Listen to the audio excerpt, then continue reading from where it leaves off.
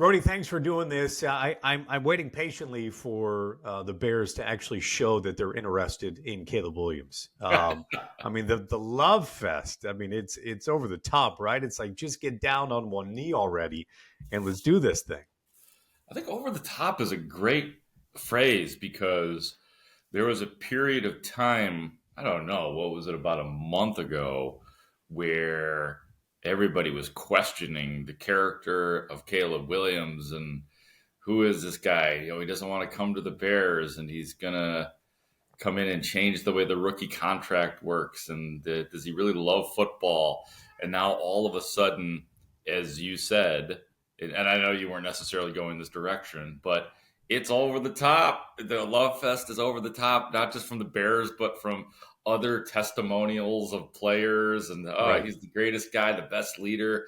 His team, which is all maybe true, Yeah. but I do think it's funny that there's been perhaps an overcorrection with some of the questions people had about Caleb Williams. And perhaps they were trying to dispel those rumors. So maybe it was a conscious effort. But I do think there was just legitimate excitement. From a team excitement standpoint, have they almost oversold realistic expectations of a rookie quarterback making a start? Man, I don't know that they have oversold anything. I mean, I Have think you? that, yeah, Have yeah, I? Have we? yeah. That's probably more realistic. I mean, as soon as Keenan Allen was acquired by the Bears, it was like, wow. I mean, all of a sudden, Vegas has the Bears going to the playoffs, and like honestly, before the Keenan Allen signing, I was like, still, not really sure, but that really did put things into perspective in terms of all the other moves that you've made. It just sort of put everything else into place, sort of the way an ace pitcher does in baseball. All of a sudden, everything looks right. That's what he did. But I mean, the answer is yes, Judson. I think we're probably overselling it a little bit just because, and I always say that because we still don't know the struggles that Caleb Williams or, whoever the quarterback might end up being. We don't know what their struggles might be. So that has to be factored in as a possibility for the season. But I do get it. I mean, when you put Keenan Allen together with DJ Moore, that is formidable, and it does get people pretty excited. So, yeah, I mean, probably been getting a little bit carried away at this point, but I do understand the excitement. So that begs the question, what is a realistic expectation? You kind of get the sense that we know this team a little bit. They're going to select Caleb Williams. Number 9 is an unknown, so we don't know where they'll really bolster the team overall. But they only have 4 draft picks overall, so there's not a ton of surprises still coming our way. So what is a realistic expectations for the 2024 Bears? Well, I mean, let's just say hypothetically you do add Caleb Williams to what you already have, and just mention a little bit of that, and then you add another big guy or a fast guy at the number 9 spot. I mean, I start with the 7 wins they had last year. It has to be. It's got to be. I would say it's got to be a couple games better than what they did last year. So 9 or 10 wins. Mm-hmm. I think is a realistic number to put on the Bears. I think that maybe I'd be more confident in saying 10 wins if the division wasn't so tough, but you're not even getting out of that division at this point, probably, unless you're interested in being in 3rd or 4th place. Who knows what the hell Minnesota is going to do, but I'm pretty sure Green Bay and Detroit are better. So I think that 9, 10 wins is realistic. I mean, I think 8 wins is required. But 9 and 10, I think, is what we're talking about as far as realistic potential. Yeah, I'm with you. If you just ask the question, is Caleb Williams 3 wins better than a combination of Justin Fields and Tyson Bagent, who did start 4 games last year? I think that 3 wins better would put you at 10, and that seems to be somewhat realistic, especially with adding Keenan Allen and another top 10 pick. So to that specifically, best player available, typically that speaks to your roster, right? If you can take best player available, you usually have a roster that is pretty solid. Are the Bears in a place to just go best player available at number 9? I mean, I think that they are. I think that they are. I think, as a matter of fact, it was reflected in the first mock draft that I did. I had them trading down to 13, from 9 to 13 to the Raiders, and the Bears would eventually take at 13 Brock Bowers, the tight end out of Georgia, which would be the epitome of taking a best available player. Because yeah, I mean, realistically, I say it in air quotes, they don't need another tight end. With Cole Kmet having been played, they just signed this tight end Gerald Everett. Not that he can't, replace a Gerald Everett out there. But that's what I went. And I will say that I had former Saints and Dolphins GM. I had Randy Mueller on a show I was hosting last night, and I ran my mock draft idea by him, best available player, and I said it was Brock Bowers, and he's basically said, "You're crazy." He's like, "You don't draft." This is a former GM, Judson. Right. Yeah. So this guy live on the radio, he's basically saying, and his tone was, "With all due respect, son, no, that's a ridiculous idea to take another tight end, because tight ends, as excited as everybody gets about tight ends and some of the stars, they are expendable." He basically treated them like running backs. But that's my little tangent right there.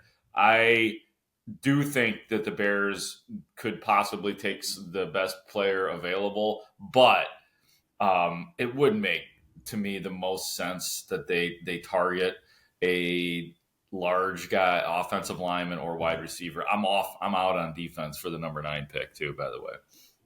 Yeah, for me, the answer to the question is, how do they feel about Braxton Jones inside the building, right? Are they comfortable with starting a rookie quarterback with Braxton Jones, defending him at left tackle, or do they think that it's important enough to upgrade that position? In years past, Grote, it would be very concerning for a team to only have 4 picks, as the Bears do.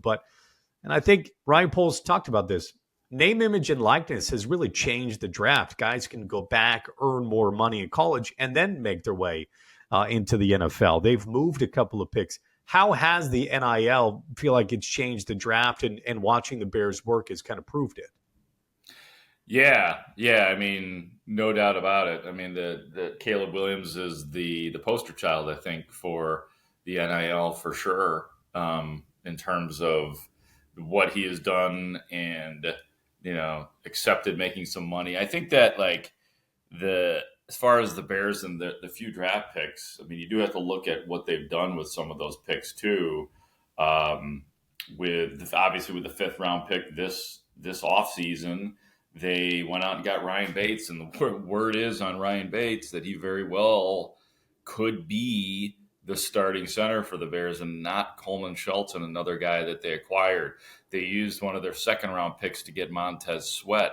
So that was obviously a big deal and a make good for the Chase Claypool bomb from the year before. So I also do think it's possible that the Bears could, I'd kind of be surprised if they didn't end up with an extra pick or some sort of moving around in the draft with those 4 picks. We'll see, but I'd imagine that Ryan Poles isn't completely comfortable just having 4 draft picks.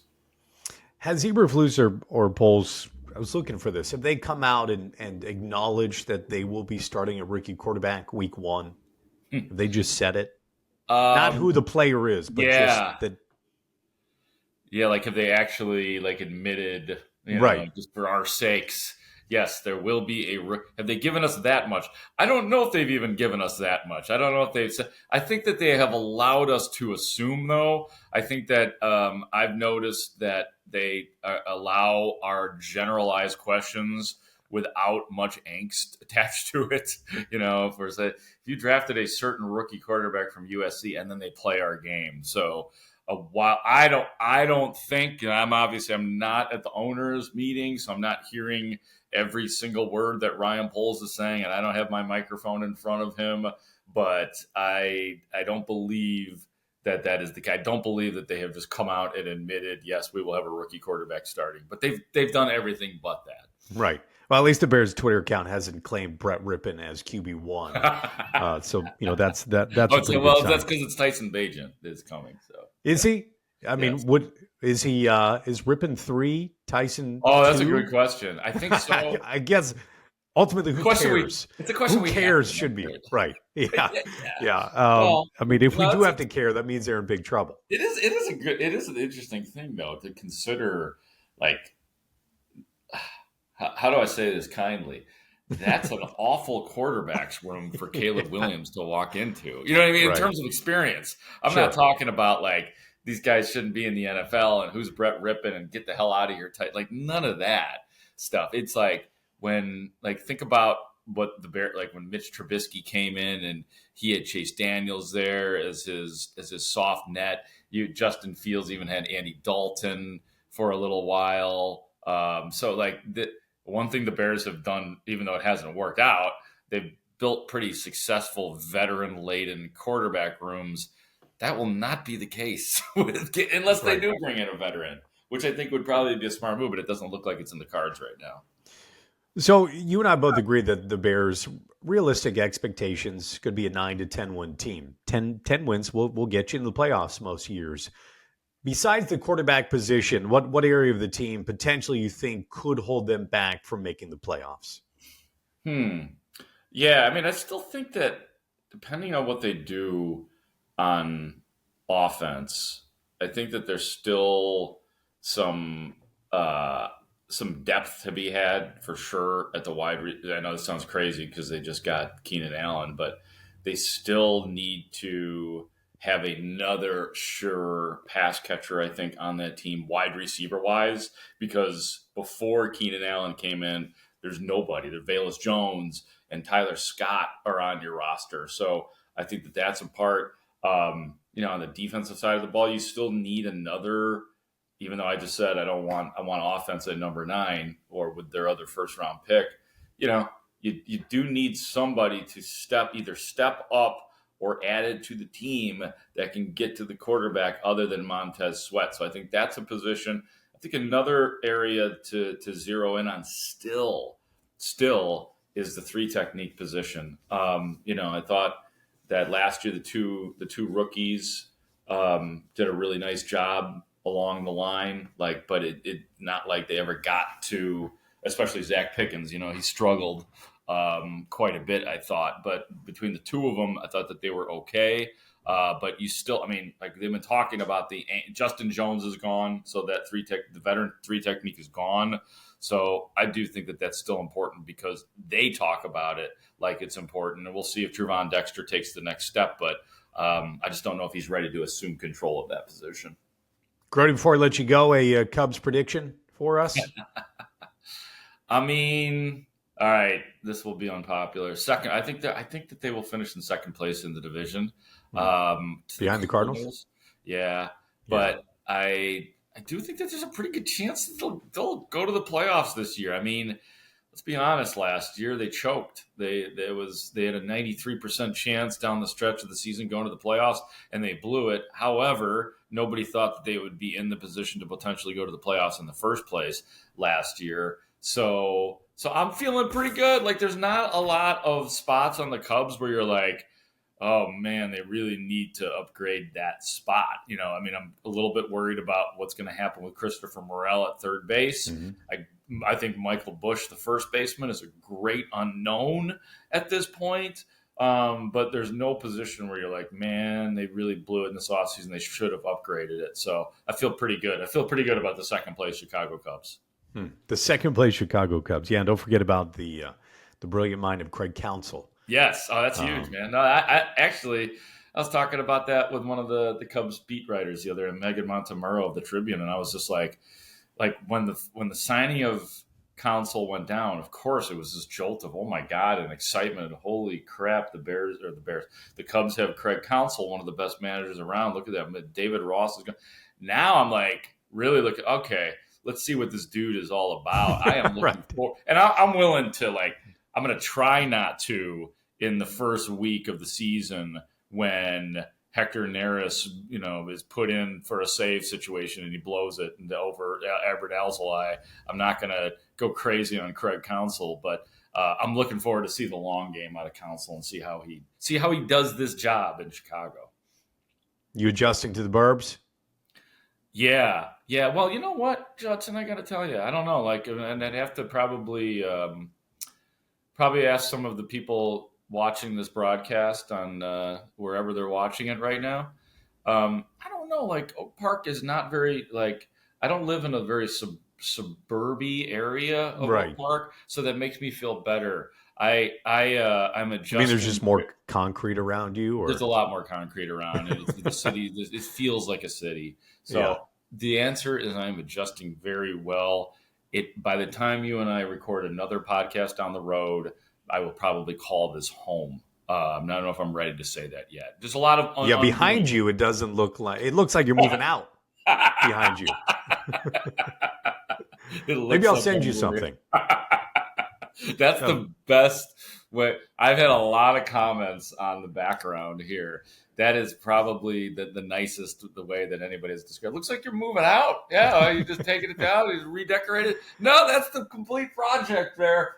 That was hours and hours of work. That's right there. So Maybe we'll I'll see. send you a photo of the four of us, my wife, my 3, and my 1-year-old, and you should just put a photo up of this random family that you've never met in person. I How about will. that? I'm going to collect family photos from work Yes. colleagues. From they'll be Specifically of people BBM. that you don't know that well. And you'd be like, who's that? Be like, I'm not really sure. Can I Hopefully it get a says on the Joe? back. Can I get a Joe Bartosh poster in the back? Is that Right. possible? Is it Yes, something we there could work you go. out? Yeah. Well, I appreciate it, Grote. We will wait with bated breath April 25th to find out what the Bears will do number 1 overall. Who knows? Who knows? Who knows what'll happen between now and then? Who knows? Exactly. Everyone knows. Yeah, everyone Thanks, Grote. knows. I appreciate it. You got it, man.